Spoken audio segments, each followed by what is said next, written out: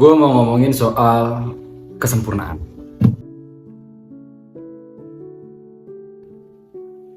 Kalau bicara soal kesempurnaan ya, menarik sih sebenarnya karena definisi sempurna itu beda-beda gitu. Ya kan? Menurut pemahaman umum yang sering kita bahas ya, sempurna itu adalah jika suatu hal itu memenuhi ekspektasi kita tanpa ada yang kurang.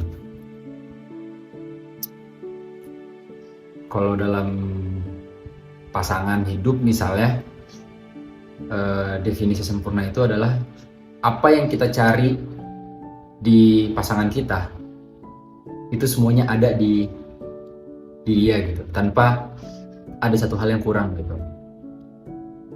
Makanya kadang-kadang suka ada kata-kata bijak yang mengatakan jika kita mencari pasangan yang sempurna itu nggak akan pernah ada gitu, karena dari 1 sampai 10 yang kita cari biasanya cuma ada 5, 6, 7, sisanya itu nggak ada gitu. Jadi masih ada aja kurangnya gitu.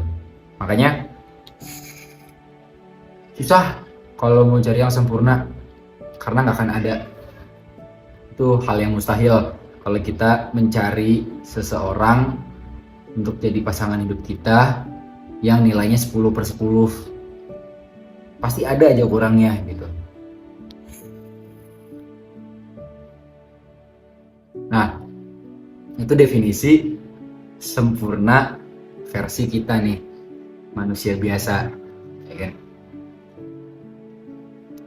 Kalau gua kemarin tuh sempat berpikir kayaknya kita ada kekeliruan terhadap makna kesempurnaan. Selama ini kita selalu berpikir bahwa sempurna itu adalah tidak ada kekurangan apapun gitu ya. Padahal Allah Subhanahu wa Ta'ala itu sudah mengklaim bahwa manusia adalah makhluk ciptaannya yang paling sempurna. Segini sang penciptanya nih sudah mengakui, sudah mengklaim bahwa kita adalah makhluk paling sempurna. Tentunya ada makna yang berbeda nih ya. Kesempurnaan dari sudut pandang kita sebagai manusia adalah segala sesuatu yang tanpa ada kurangnya, sementara kalau dari kacamata Allah Subhanahu wa Ta'ala, dari sudut pandangnya sang pencipta,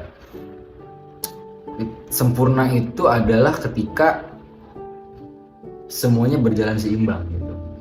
Ketika kelebihan dan kekurangan ada pada dalam diri kita, maka kita adalah orang yang sempurna. Jadi kesempurnaan sejati adalah ketika diri kita punya kelebihan dan kekurangan.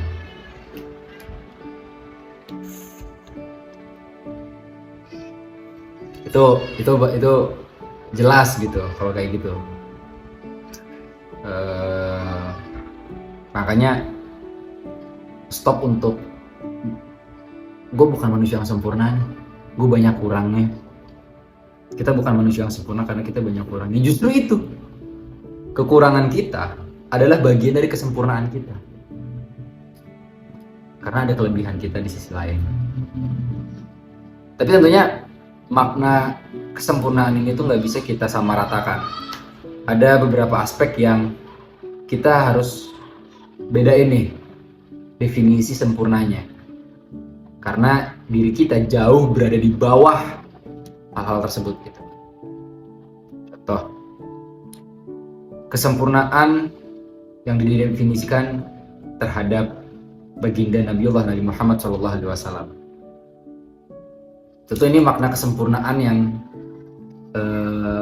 berbeda lah ya secara definisi, karena sosok yang kita katakan sebagai manusia yang paling sempurnanya adalah Nabi Muhammad gitu.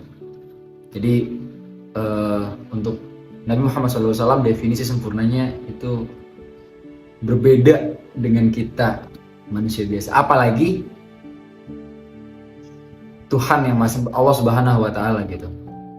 itu makna kesempurnaannya jauh lagi di atas segalanya itu baru definisi dari eh, kesempurnaan yang paling sempurna gitu. Nah, kita sebagai manusia ya, definisi kesempurnaan bagi kita ya hanya itu. Ketika kekurangan dan kelebihan berada dalam diri kita, maka kita adalah manusia yang sempurna. That's the point.